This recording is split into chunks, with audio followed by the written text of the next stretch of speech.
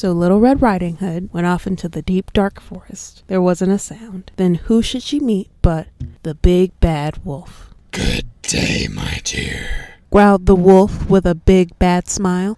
What are you doing here? She looks delicious, the wolf thought. I'm going to my grandmother's house to take her a cake, replied Little Red Riding Hood. What big teeth, she thought. The wolf had a plan. Wouldn't your grandmother like some of these flowers? He smiled. What a good idea, said Little Red Riding Hood, and she stopped to pick a big bunch of flowers. Meanwhile, the wolf sped ahead through the deep dark forest. At last he arrived at the grandmother's cottage. I'm hungry, thought the big bad wolf, licking his lips, and he knocked at the door. Hello, grandmother, growled the wolf. It's Little Red Riding Hood. That sounds like the big bad wolf, thought grandmother, and she crept quickly under the bed. The wolf went in. He looked all around, but there wasn't a sound. Then his tummy rumbled. No one's here? He grumbled. Never mind. Little Red Riding Hood will be along soon. It's dusty. I mustn't sneeze, thought the grandma.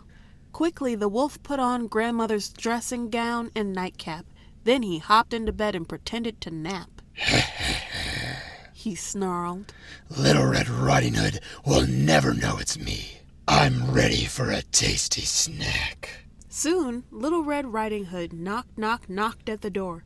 Hello, grandmother, she called. It's Little Red Riding Hood. Come in, my dear, growled the wolf. Little Red Riding Hood opened the door. Oh, grandmother, she gasped. What big ears you have. All the better to hear you with, my dear, growled the wolf. And grandmother, what big eyes you have.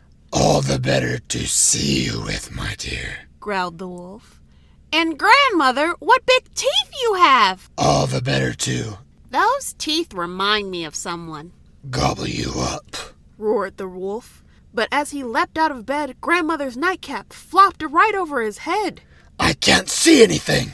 Quickly, down here, my dear, whispered grandmother, and she pulled Little Red Riding Hood under the bed. Just then, a woodcutter passed by the cottage. He heard a growling and howling, and he dashed inside. With one swish of his axe, he killed the big bad wolf.